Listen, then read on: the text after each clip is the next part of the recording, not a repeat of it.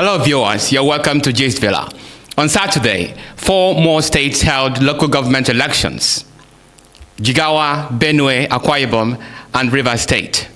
But if you were not observant enough, you would not know that all these states conducted elections on that day. Why? The reason is because one of them stole the show. Rivers State.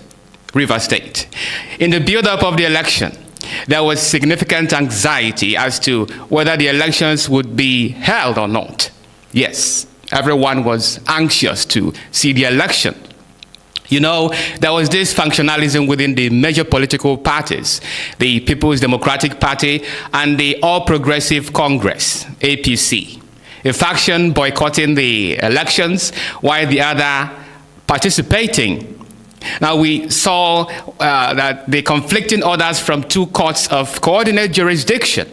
And then there was an attempted invasion, or should I say truncation, of the electoral process by the Nigerian police force, which was prevented by Governor Sim Fubara. The Nigerian police, acting on the court order, said it would not mobilize its force for the election, said it would not distribute its force to protect the electoral process. You know, initially this decision sparked concerns among the electorate due to the knowledge of existing strife between the former governor, Nyesom Wike, and then the current governor, Sim Fubara. However, here are a number of peculiar events marking this election. First, despite the absence of the Nigerian police force, the election was relatively peaceful. In fact, it is touted as the freest, the fairest, and the most credible elections ever held in Rivers State. Second was the burning of the APC Secretariat at Aba Road, Port Harcourt in Rivers State. Now, this partial bombing cast a bit of a dark cloud or shadow over the electoral process. This act of violence not only threatened the safety of the party members and staff, but also almost undermined the integrity of the elections. The motives and identities of the culprits remain unknown, but there are different theories, there are different assumptions as to what might have caused this bombing or explosion at the APC Secretariat. It could be a self-inflicted harm by the APC members to gain public sympathy. It could also be a handiwork of a faction within the APC, or even the independent supporters of Governor Fubara. Who knows? Nobody knows certainly what transpired, but one thing was certain. The violence added to the tension and uncertainty surrounding these elections. Now, in terms of the electoral outcomes, who won the elections in the states? The Action People's Party, APP, emerged victorious in 21 local government areas, while the Action Alliance, AA, secured a single local government area. Now, this is significant. Some of you might not know how significant, how important this event is.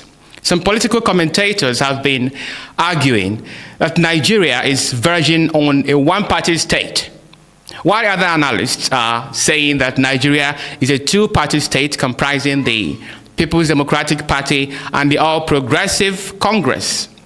But the reality is that Nigeria is a multi-party democracy. Nigeria is a multi-party democracy. And why do I believe this? Why do I say so? The victory of the APP is just a boost to this multi-party arrangement of Nigeria. Additionally, taking cognizance of the fact that the All Progressive Grand Alliance, APOGA, is in control of Anambra State, and then the Labour Party is in control of Abia State and other local council areas, it suffices to say that the multi-party system has just witnessed an improvement and a boost in Nigeria. Now, the APP victory boils down to another peculiar hallmark of the Rivers State elections. And that is what I may call the politics of double allegiance. What do I mean by that? Former Governor Wike and Governor Fubara have been accused of playing a dangerous game by supporting two political parties simultaneously. Wike has one foot in the People's Democratic Party, PDP, and the other in the All Progressive Congress, while Governor Fubara has one leg on the PDP and while his other leg is on the APP. Now, this double allegiance raises questions about their true intentions and loyalty. Some people say it is a strategy to maintain power. Others believe it is a genuine attempt to foster cooperation between parties. But from most accounts, Governor Fubara just adopted Wike's tactic against him. Now remember, Wike used to be a complete PDP member until the build-up to the 2023 general elections. Now, following his loss of the PDP primaries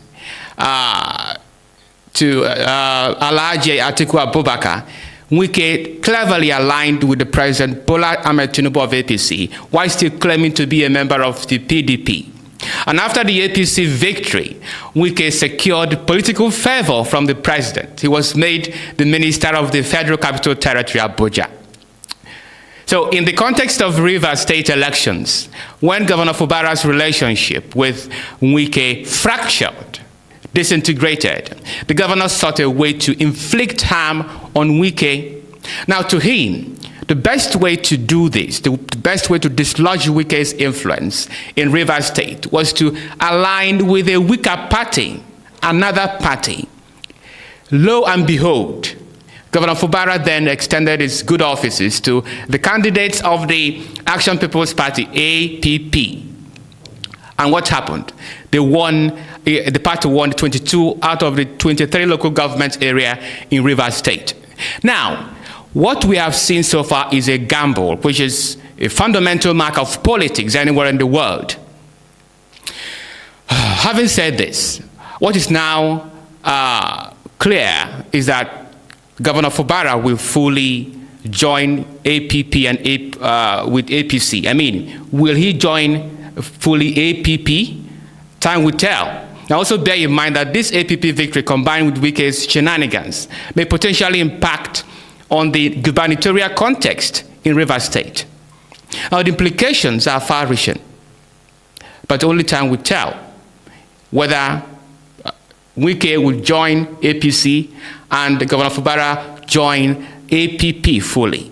Now moving forward, we also had a threat issued by Asari Dokubo, a prominent figure in the Niger Delta region. Dokubo added an explosive dimension to this election. What did he do? He vowed to shoot down helicopters allegedly deployed by Governor Nyesom Wike, citing concerns about electoral truncations. Let's have a look. Our people, good morning, good afternoon, good evening. As we are talking, with the video, as I said, the video, Wike's soldiers, Wike's police, whoever, had been flying over my house and my compound in the last 30 minutes with 2 helicopter gunships.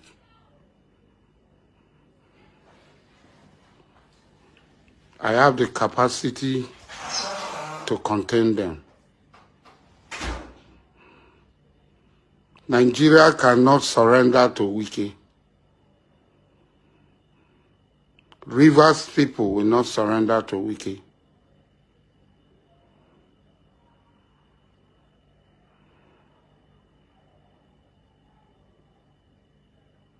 Ijaw people will not surrender to Wike. I have the capacity to contain them. And the government knows that I have the capacity to contain them. As I've been containing other people. Let them tell Wike to back off. I am 60 years old. That was fiery. That was fiery. Now, those who have been watching Dokubo's videos will not be surprised at this one. Yes, we know Asari Dokubo is one man. He's one man in Nigeria who fancies himself as a demigod. He talks the way he likes, he behaves the way he likes, of course. Now he thinks himself untouchable and therefore says anything that he likes. Now you recall that this is the same man who was rooting for the current president, Bola Ahmed Tinubu, and maybe he's still rooting for him now. But in the context of Rivers politics, this might be a situation of a kingdom fighting against itself. We all know that the Minister of FCT, Nyesom Wike, is rooting for the president, and Asari Dokubo is also rooting for him. But now look at the both parties fighting each other. So in this case, Asari feels that Wike, an Ikwere man, doesn't mean well for the Ijaws. That is why he is fighting him. Now, for a long time, the Ijaw ethnic group had not held the governorship election in Rivers State. So the fact that Wike is fighting against Governor Fubara, an Ijaw man, only triggers, or should I say intensifies the feeling that Wike may be harboring malice towards the Ijaws. Therefore, Asari Dokubo felt he had a veritable ground to attack him. Nonetheless, while Asari's statement may have been intended to deter potential electoral truncation or prevention by Wike, it also risked inciting violence in Rivers State. Now, away from this, as Nigeria celebrated its 64th independence anniversary, a remarkable act of kindness by a young entrepreneur stole the spotlight, reminding citizens of the true spirit of unity and generosity that defines the nation.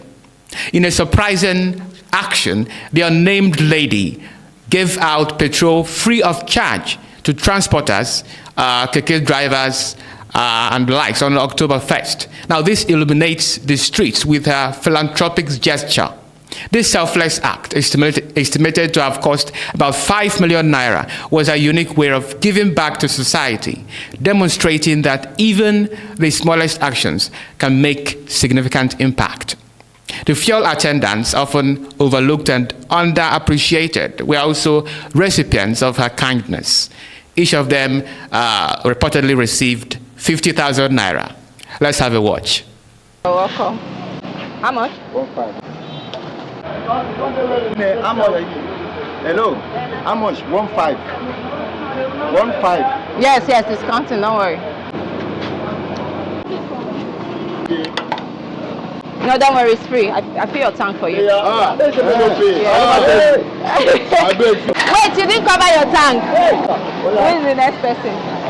How much fuel are you buying? 2,000.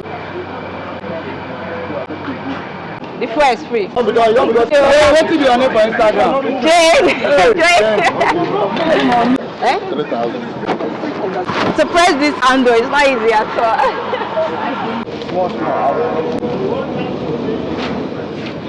Hey, fire! Hey, please come and pour water. Then bring something so that I can pour water. Hey, thank you! More blessing! I appreciate it. Thank you. Mama say what to my tank. What is that? Mama say what to my tank. Thank you, man. Next. Hey, I'm very happy. I appreciate it. Go better for you. Amen. You will never lack in your life. Amen. You go marry good husband. Amen.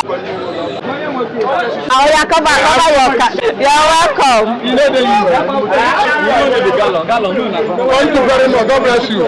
How much are you to buy? Now they my tank. Everything where you want for this life, go see. Amen. Okay, bye-bye. Wait now, wait.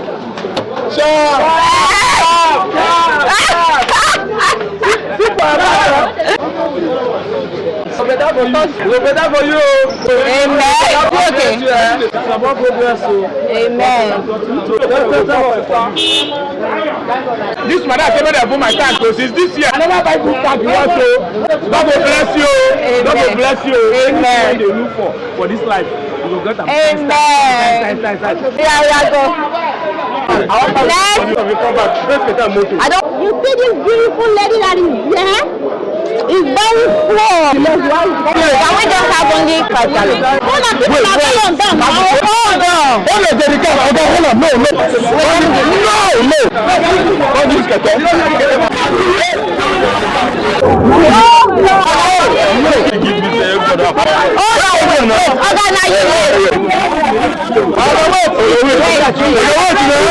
See my keke.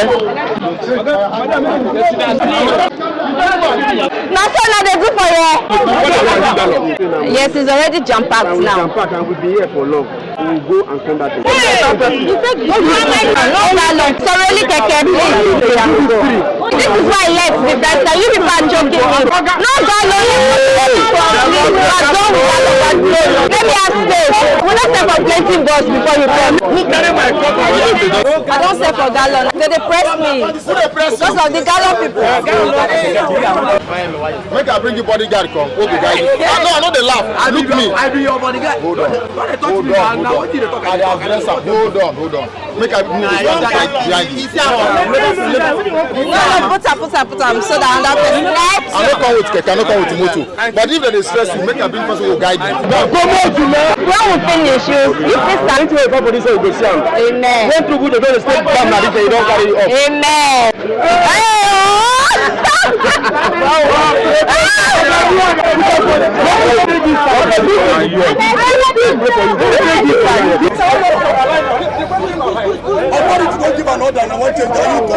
Don't worry, Oga, you are next. No gallon, no. Oga, if I sell for you, I'll go and sell for all the gallons. No. Okay, next. Oh yeah. So we have 2 left, just this and that, and we're done. Okay, Oga. Thank you. Last one, please. Cover Ramo. Oga, sorry. God bless you. This time next year, you have your own private car. Oh yeah. Next time. Okay, next time. God bless you. For those selling, and it's time to go. I know they're hungry that they beat me. Make I go chop, I beg. Oh, what can I say? That was a generous gesture. It must have brightened their day. This entrepreneur's altruism reminds us that kindness knows no bounds and can transcend socio-economic barriers. Indeed, her actions embody the values of empathy, compassion, and community that Nigeria strives to uphold. Now, while celebrating her independence, Nigeria, Israel is commemorating the first anniversary of October 7 Hamas attack with a mix of solemn ceremonies, memorial services, and national events. October 7 marks a somber anniversary for Israel, a day that will never be forgotten, a day that will forever be etched in the collective memory of its people. Exactly 1 year ago, Hamas unleashed a brutal and unprecedented terrorist attack, shattering the lives of countless Israelis and leaving an indelible scar on the nation. On the fateful Saturday morning, Israelis were preparing for the Sabbath, a day of rest and tranquility. Now, what happened? Hamas was thinking another thing. Hamas had other plans. At approximately 9 a.m., a barrage of rockets and mortar shells rained down on Israeli cities, towns, and villages, catching civilians off guard. The attacks were relentless, with over 3,000 projectiles fired in a span of hours. Now, this assault was multifaceted, with Hamas terrorists infiltrating Israeli communities through tunnels and breaching the border fence. Armed with guns, knives, and explosives, they targeted innocent lives, innocent civilians, including women, children, and the elderly. Now, these scenes were apocalyptic. Homes destroyed, streets littered with debris, and the sounds of screams and gunfire filling the air. The October 7 attack resulted in over 1,100 Israelis killed, including children, the elderly, thousands injured. Many lives were lost. Now, hundreds of civilians were also taken hostage by the terrorist Hamas. There is also widespread destruction of homes. Business and infrastructure was the order of the day. The global community condemned the heinous attack, with leaders from around the world expressing solidarity with Israel. The United Nations Security Council held an emergency meeting denouncing Hamas' actions as terrorist and unacceptable. In the face of unimaginable tragedy, Israel demonstrated remarkable resilience. Emergency services, medical personnel, and defense forces sprang into action, risking their lives to save others. Civilians rallied around each other, providing support and comfort. Now, as Israel commemorates the first anniversary of the October 7 attack, the nation reflects on its strength and resilience. The Israelite people have come together more united than ever to honor the memories of those who lost their lives and to reaffirm their commitment to peace and unity. On October 7, On October 7, On October 7, on October 7, On October 7, I was shot 12 times in my body. In my 2 legs, in my hip, left hand and shoulder were all hit. 4 members of my family were murdered and 7 others were kidnapped. we run into Be'eri. The first thing I see is 3 young kids killed at the gate. Injured people coming to hospital. There were bodies, just bodies coming into the hospital. People lied dead near me. it's a weird situation because it's your house. It's a place that you make a barbecue. It's a place that you host your friend. And in a second, it's a war zone. We were 6 soldiers. We tried to fight back. They threw grenades to our room, got inside, and shot everyone. My family got into the safe room. They were spread into 2 houses that day. In one house, everyone was murdered, and in the other, almost everyone was kidnapped, except for the one that was also murdered. 64 people of Kfar Aza was murdered in this day, and 19 people kidnapped. Alina, Aaron, Itamar, Shir, Danit, Ophir, Velior. I will always remember you. Alina was killed on October 7th. She was my girlfriend. After 3.5 intense days of fighting, with barely any sleep, food, or water, we were able to take control of Kibbutz Be'eri again. Even a year later, we're still grieving. We're still mourning about the people we lost. We'll never stop fighting to make sure something like this never happens again. However, one thing happened 1 year after the terrorist attack. Gaza, the territory from which Hamas launched this attack, has become now much more desolate and grotesque than Israel due to sustained Israelite pounding of the region with bombs. That's all I have for you, viewers, on the Jay's Villa session. If you like my videos, do not hesitate to hit the like button, share my videos, make your comments, and then subscribe to the Diaspora Digital Media for more exciting stories. I remain ultra sane. See you next time. Bye-bye.